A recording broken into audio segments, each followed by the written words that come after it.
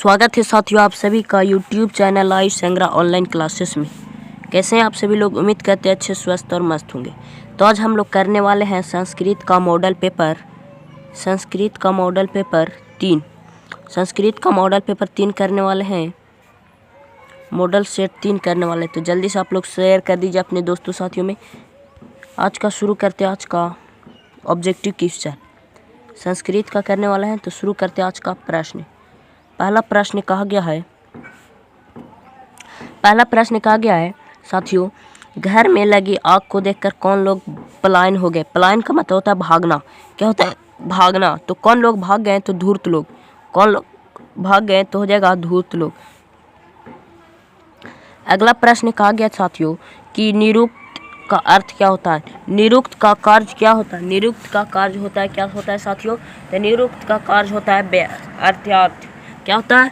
बेअर्थ होता है, वेदार्थ होता है। क्या होता है? वेदार्थ। अगला प्रश्न कहा गया साथियों कि वैदिक साहित्य का अंतिम भाग क्या है। वैदिक साहित्य का अंतिम भाग क्या है? तो उपनिषद है। क्या है? उपनिषद है साथियों। अगला प्रश्न कहा गया साथियों कि अणु से भी छोटा क्या है। अणु से छोटा क्या है? तो आत्मा है। क्या है साथियों? आत्मा। अगला नंबर प्रश्न कहा गया साथियों, काव्य मीमांसा नामक ग्रंथ किसने लिखे हैं। काव्य मीमांसा के लेखक कौन है? तो राजशेखर हो जाएगा साथियों। क्या हो जाएगा? राजशेखर। अगला नंबर प्रश्न कहा गया साथियों कि पाटलिपुत्र किस नदी के किनारे अवस्थित है, यानी कहाँ है पाटलिपुत्र की किस नदी के किनारे है? तो गंगा नदी के किनारे। ऑप्शन नंबर बी हो जाएगा साथियों। अगला नंबर प्रश्न है विद्यापति कौन थे? मैथिली कवि थे। विद्यापति कौन थे? तो मैथिली कवि हैं। अगला प्रश्न कहा गया पाटलिपुत्र में कौमुदी महोत्सव किस ऋतु में मनाया जाता है? तो हो जाएगा शरद ऋतु में साथियों। अगर आपको इसका नोट्स लेना चाहते हैं साथियों, नोट लेना चाहते हैं साथियों, तो आपको व्हाट्सएप ग्रुप का लिंक दिया गया है डिस्क्रिप्शन में, आप वहाँ से जाकर ज्वाइन हो जाइए। अगर आप इस चैनल पर नए हैं तो जल्दी से सब्सक्राइब कर दीजिए साथियों। 9वां प्रश्न कहा गया साथियों, नीतिकारों द्वारा शत्रु किसे माना गया है? तो आलसी सबसे बड़ा शत्रु है। क्या है साथियों? सबसे बड़ा शत्रु क्या है? तो आलसी ही सबसे बड़ा शत्रु है साथियों। 10वां नंबर प्रश्न कहा गया साथियों, महर्षि याज्ञवल्क्य की पत्नी का नाम क्या था। महर्षि याज्ञवल्क्य का पत्नी का नाम क्या था साथियों? तो था मैत्रेयी। क्या था? मैत्रेयी नाम था।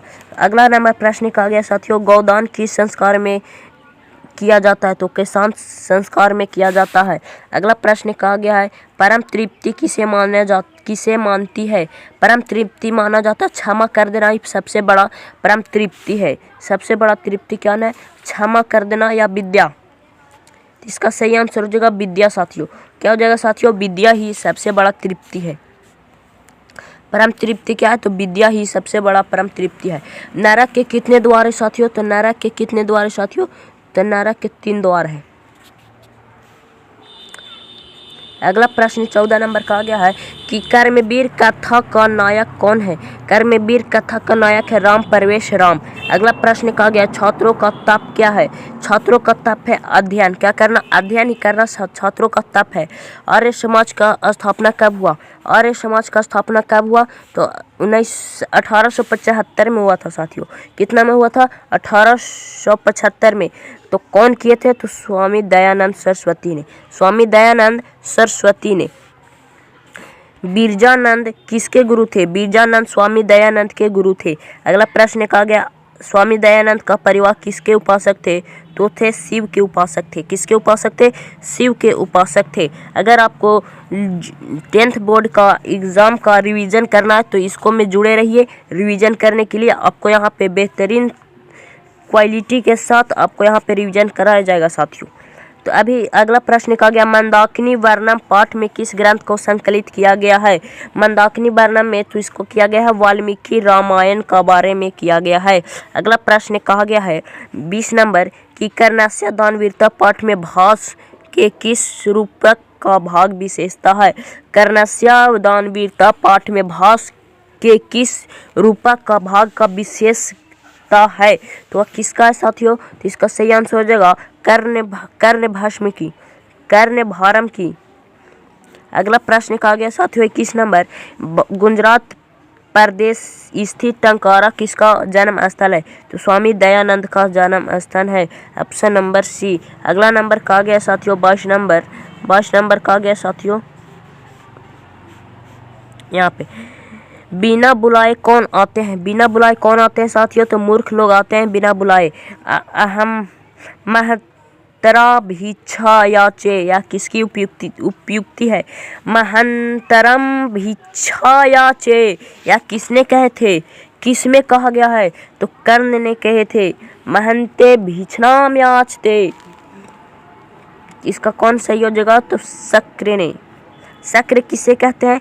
तो शक्र इंद्र को कहा गया, इंद्र को कहा गया शक्र। किसे कहा गया? इंद्र को कहा गया शक्र।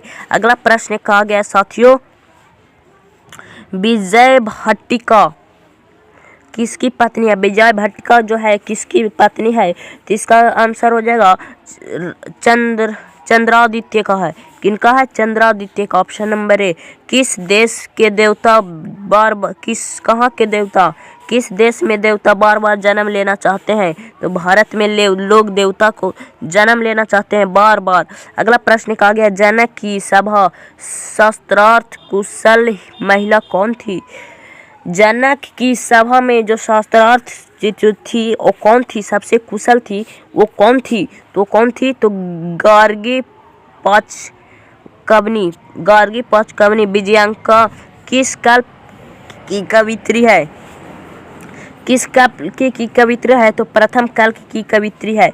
विजयांका प्रथम है। क्यों है? विजयांका जो है प्रथम कल्प की कवित्री है।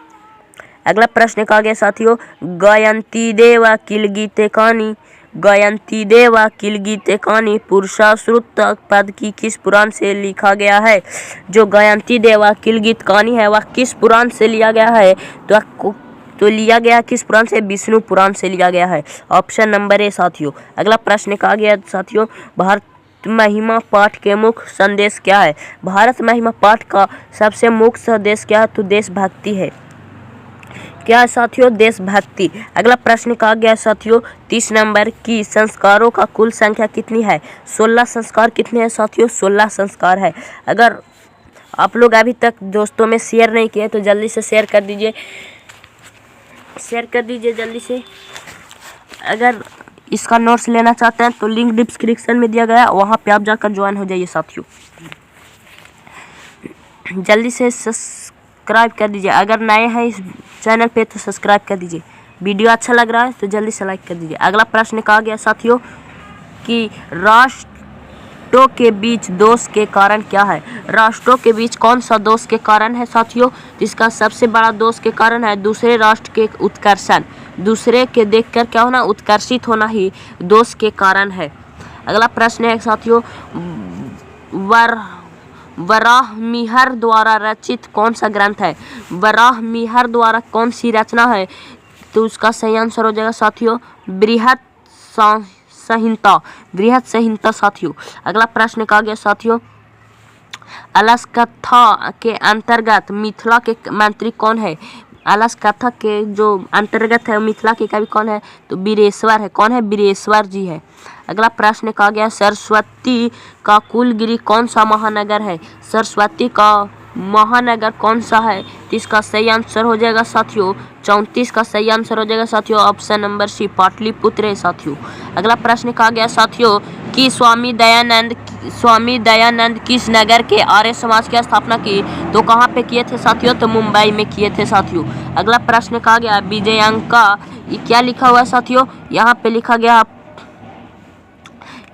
गया विजयांका का काल किस शतक से है? विजयांका का काल किस समय से है? तो इसका सही आंसर हो जाएगा साथियों अष्टम से। 37 नंबर प्रश्न चलते हैं साथियों यहाँ से।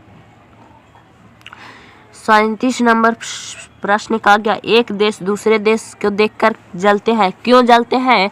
क्या देखकर जलते हैं? तो उत्कर्षण, यानी उसको उस अगले देश के क्या देखकर जलते हैं? तो उत्कर्षण देखकर जलते हैं। उत्कर्षण देखकर यानी उसको में क्या हो रहा है? वृद्धि, उस देश में वृद्धि हो रहा है, हमारे वृद्धि नहीं हो रहा है हमारे देश में, यही देखकर लोग क्या करते हैं? जलते हैं। अगला प्रश्न कहा गया, याज्ञवल्क्य अपनी पत्नी की मैत्री किसकी शिक्षा देती है? जो याज्ञवल्क्य जी है अपने पत्नी की कौन सी शिक्षा देते हैं? तो देते हैं आत्म तत्व की शिक्षा देते हैं याज्ञवल्क्य जी। अगला प्रश्न कहा गया साथियों, पटना नगर की पालिका देवी कौन है? पटना देवी की पटन देवी है। कौन साथियों? पतन देवी है।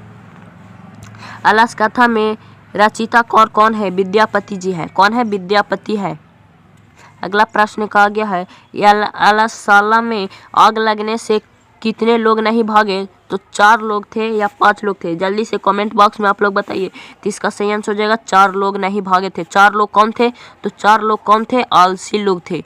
आलसी लोग थे। 4 लोग कौन थे? आलसी थे, जो नहीं भाग पाए थे। अगला प्रश्न कहा गया साथियों, संसार में बच्चों का सच्चा रक्षक कौन है? तो बच्चों का रक्षक कौन होती है? माँ। कौन होती है? माँ।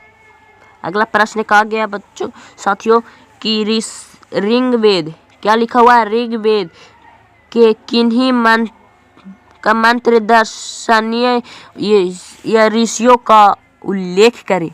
जो ऋग्वेद में है मंत्रीय दर्शवती, वो किस किन्हीं ऋषियों का उल्लेख करे? तो कौन सा होगा साथियों? तो इसका सही आंसर हो जाएगा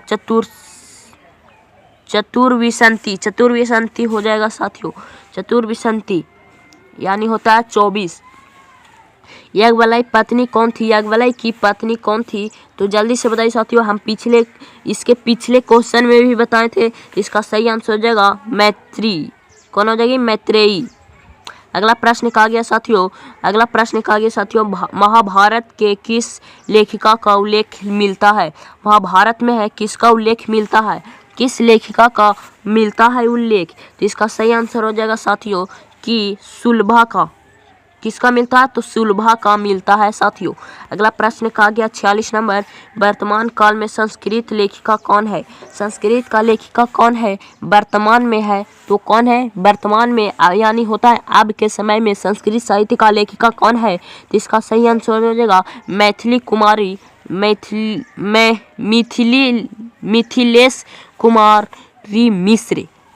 कुमारी मिश्र जी है। अगला प्रश्न कहा गया साथियों, यहाँ पे भारत महिमा पाठ में द्वितीय श्लोक के पुराण कहाँ से संकलित है? पहला पुराण जो है कहाँ से संकलित है और दूसरा पुराण होता है पहला है जो विष्णु पुराण का और दूसरा है जो भागवत पुराण का है साथियों। दूसरा है ये जो पहला है साथियों, ये पहला पुराण जो है विष्णु पुराण से है और ये दूसरा पुराण जो है वो भागवत पुराण से है साथियों। अगला प्रश्न कहा गया है, जन्म के पूर्व कितने संस्कार होते हैं? जन्म के पूर्व कुल 3 यानी होता है 3 संस्कार होता है। 3 संस्कार होते हैं। जन्म के पूर्व कुल 3 संस्कार होते हैं साथियों। अगला प्रश्न, अलस कथा पाठ में अहो कथ्यम कोलाहलम यह किसने कहा था? अलसशाला में बोला था अहो कोलाहलम एक कैसा हल्ला है, यह कैसा हल्ला, यह प्रश्न किसने बोला था साथियों? तो 49 का सही आंसर हो जाएगा साथियों। 49 का सही आंसर हो जाएगा ये प्रथम आलसी ने बोला था यह कैसी हल्ला है। दूसरा प्रश्न कहा गया साथियों, भारतीय संस्कृति के द्वितीय विशेषता क्या है? भारतीय संस्कृति के अद्वितीय विशेषता क्या है साथियों? तो इसका सही आंसर हो जाएगा साथियों 50 का संस्कार। क्या हो जाएगा साथियों? संस्कार हो जाएगा साथियों, संस्कार हो जाएगा। इतना ही रहने देते आज का क्लास में। 50 प्रश्न 50+ प्रश्न रहा हमारा संस्कृत का। आप लोग बता सकते हैं साथियों कि आप लोगों का कितना सही सवाल हुआ। अगर आप पढ़ लिए थे तो बताइए आप लोगों का कितना सवाल हुआ सही। जल्दी से आप लोग अभी तक लाइक नहीं किए तो जल्दी से लाइक कर दीजिए और कमेंट बॉक्स में बताइएगा कि आप लोगों का क्लास कैसा लगा। मिलेंगे नेक्स्ट वीडियो में, तब तक के लिए जय हिंद, वंदे मातरम, जय भारत। आप लोग कमेंट बॉक्स में बताना ना भूले कि आप लोगों का क्लास कैसा लगा।